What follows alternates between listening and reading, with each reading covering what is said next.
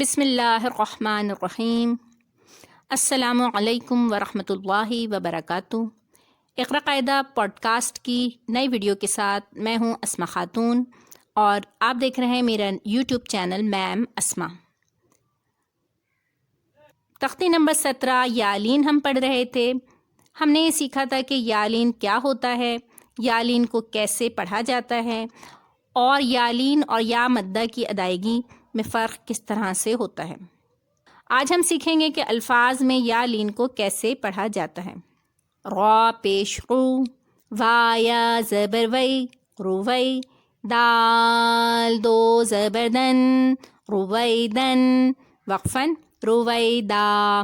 دو زبر جو ہے وقف کی صورت میں ایک زبر ہٹ جاتا ہے اور دوسرے دال کو پھر الف کے ساتھ ملا کر پڑھا جائے گا، الف مدہ پڑھا جائے گا۔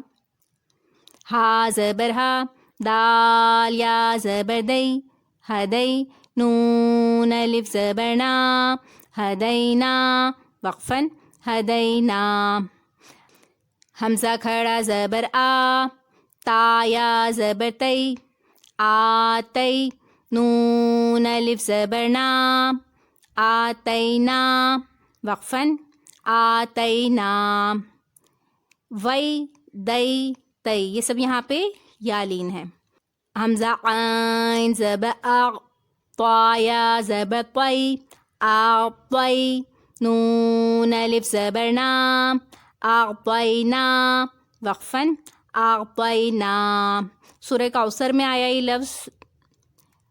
با یا زبر بی، نون زبر نا بینا، ہا پیش ہو بینہو، میم الف زبر ما بینہما، وقفاً بینہما۔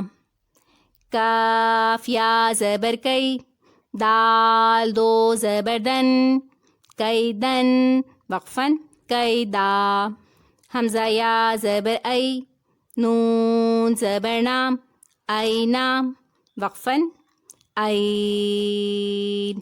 واو مدہ کی طرح یہاں پر بھی دیکھیے یا مدہ جو ہے ای، اس کے بعد آ رہا ہے حرف نون، اور نون پر جب ہم وقف کریں گے تو یہاں پہ مد پیدا ہو جائے گی، اس کو ہم کھینچ کر وقف کریں گے۔